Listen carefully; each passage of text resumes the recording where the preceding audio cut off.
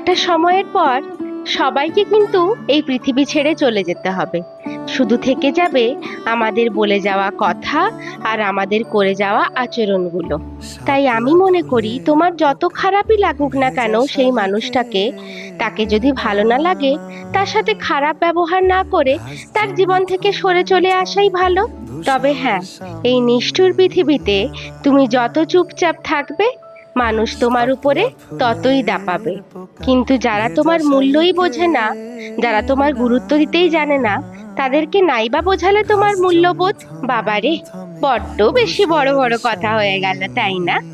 তো চলো কাজের কথায় আসা যাক। আমাদের অ্যানিভার্সারিতে আমরা খেতে গিয়েছিলাম অ্যাবসলিউট বারবিকিউতে। আগের বারে যেমন আমার জন্মদিনে খেতে গিয়েছিলাম ঠিক তেমনটা। উফ, কি খেয়েছিলাম! পেট ভর্তি করে, মন শান্তি করে খেয়েছিলাম।